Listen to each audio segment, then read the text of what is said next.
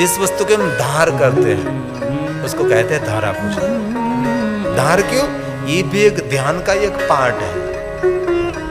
हम तन से पात्र पकड़ते हैं, धारा टूटे नहीं, मन रखते हम, और वाणी से मंत्र बोलते हैं। तो वाणी, मन और तन तीनों का संगम त्रिवेणी कहते हैं, उसको अभिषेक कहते हैं। हमारा मन भगवान में जोड़ने के लिए ये प्राथमिक सब कुछ है, करना चाहिए, हम भी करते हैं। लेकिन बहुत सारे द्रव्यों का अभिषेक है, फलों के रस का अभिषेक, शहद से लेकर गन्ने का रस से लेकर बहुत अभिषेक अभिषेक अभिषेक अभिषेक, इतना बड़े अभिषेक की कोई परंपरा है।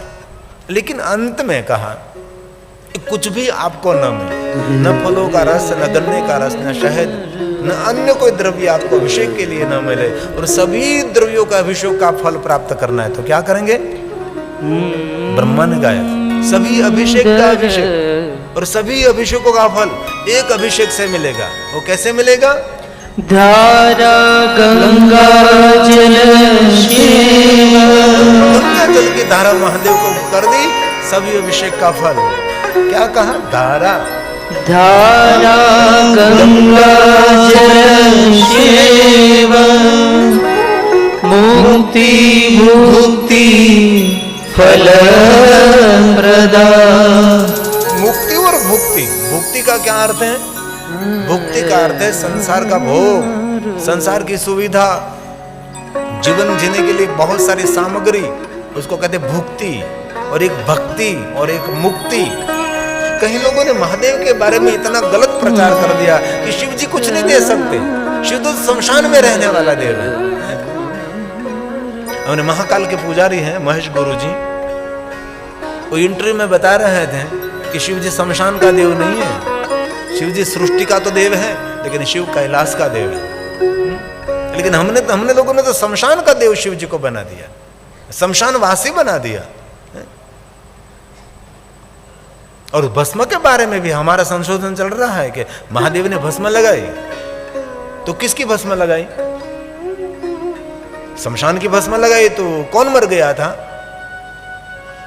और कहते लोग सती जलकर भस्म हुई थी, और सती के अंग में से जो भस्म तैयार हुई वो महादेव ने अपना अंग पर। गलत।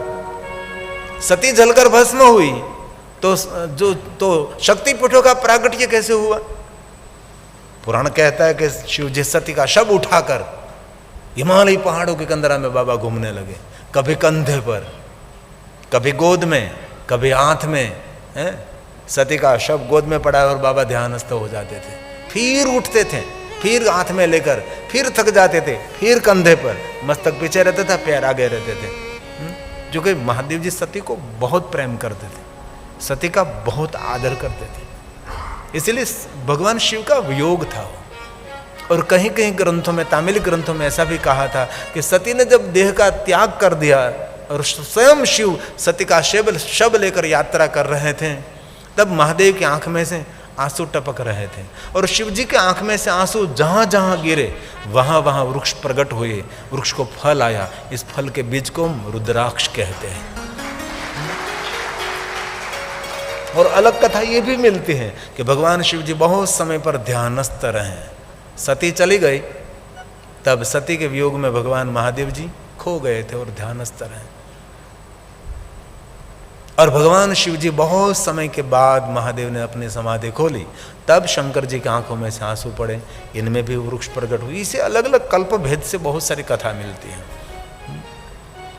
और यहाँ महाकालेश्वर को कोई शमशान की भस्म नहीं अर्पण हो रही है, ये कोई दंत कथा होगी, लेकिन पुराण सम्मत ये कुछ भी नहीं है। इसलिए सभी अभिषेकों का अभिषेक गंगा जल है। महादेव को गंगा जल चढ़ा दिया, समझो सब कुछ आपको मिल गया।